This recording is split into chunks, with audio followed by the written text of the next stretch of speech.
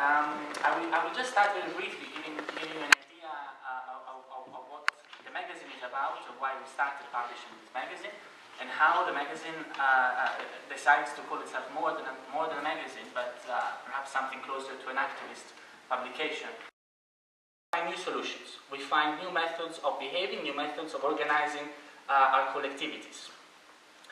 Of course, these are not closed categories, they're not closed themes, they're only the outcome of the closed minds of a relatively closed team that has been working in this project over the last few months. And the categories, needless to say, that they're constantly being reworked, upgraded, and increased in number and in scope. I think they can be broken down in 3 or 4 essential points of inquiry that we've isolated and that we think are the most fruitful to tackle, to attack. Which is something that, at least in my mind, is extremely risky not to do. It's extremely risky to leave the decision-making process in the hands of beaten bureaucrats or beaten politicians without having developed a clear structure on how citizens can participate and want to participate. And the question of wanting to participate is crucial here into this political process. And another area that we think is quite crucial for our work is that of, broadly speaking, equality. It's one of the 3 big words that are on the magazine. The first is democracy, the second is equality. And equality, of course, is an extremely multifaceted concept.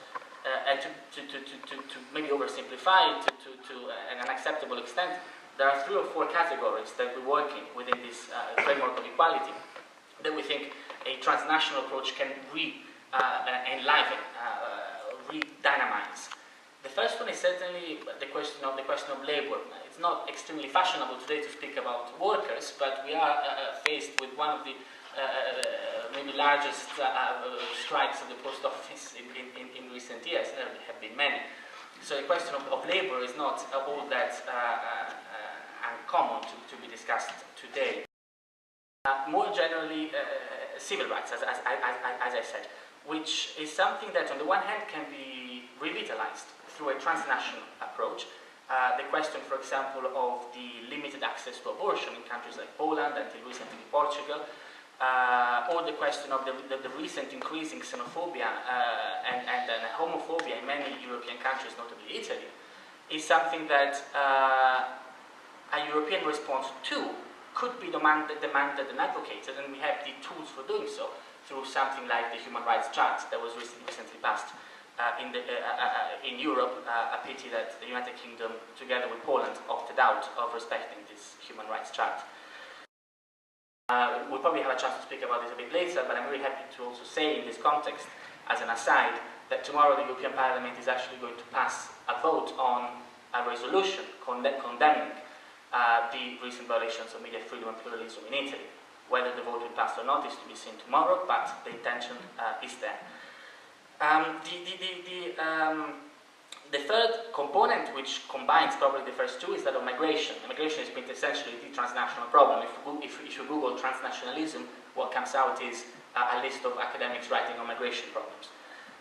For us, the idea that several million human beings exist in Europe in a state of legal anonymity, but economic exploitation that destroys their anonymity and makes them quite essential clogs in the machinery of the economic production in Europe, is an unacceptable thought. We've shared often in a magazine Etienne Balibar's expression of European apartheid for the way that this continent is handling its migrants. So this is both a political question of recognizing the need of different migration laws.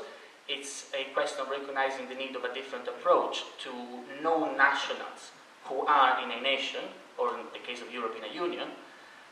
And it's also a question of redeveloping, and this is also the cultural question, redeveloping the concept of citizenship. Large thematic area is what we call cosmopolitics, I would say. What is cosmopolitics? It's many things, at least one thing that we can mention, and I promise to finish very soon. Here is the relation between a space and another space. The relation between a closed community and another closed community.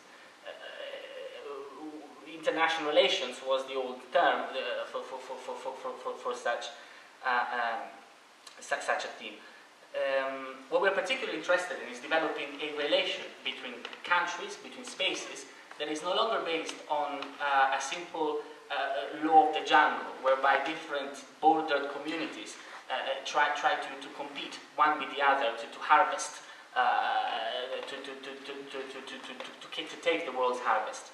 What we're more interested in is formulating a different relation between these spaces. A relation not based on the simple extraction of immediate gain, but on mutual and sustainable reciprocal relationships.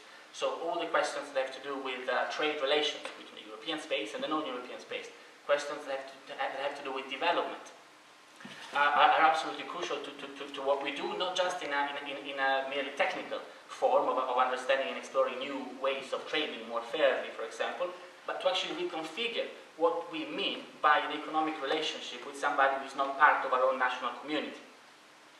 Here we'll probably go back also to the question of migration, because it is paradoxical that in Europe we think of ourselves as extremely humanitarian receivers of migrants, to whom we offer a kind benevolence at the best,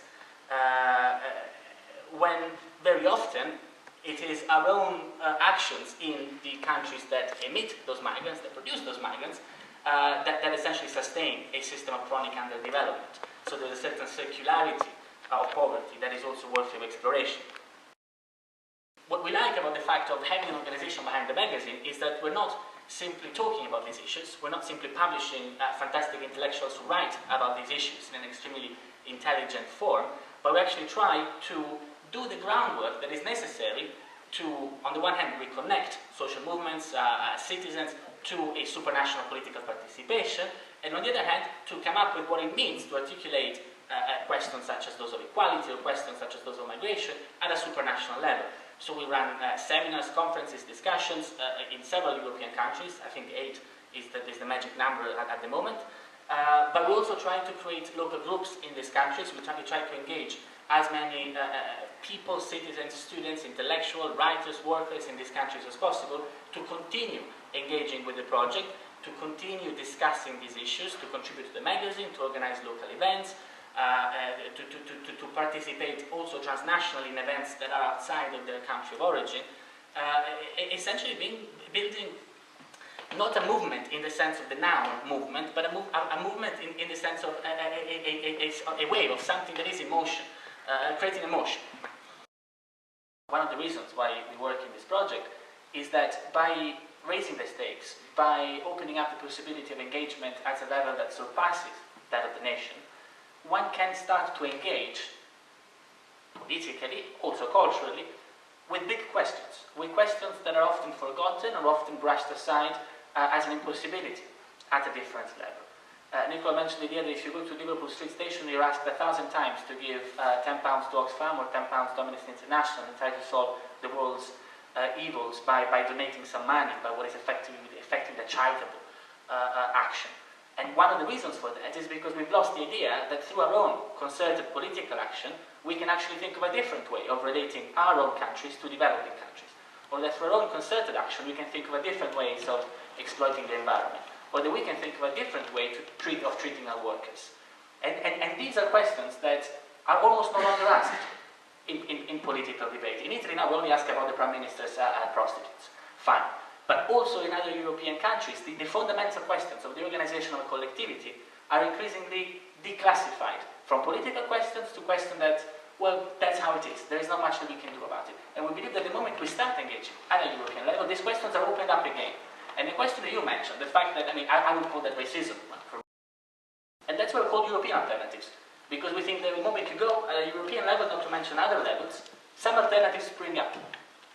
And the exploitation of those alternatives is what we're trying to do.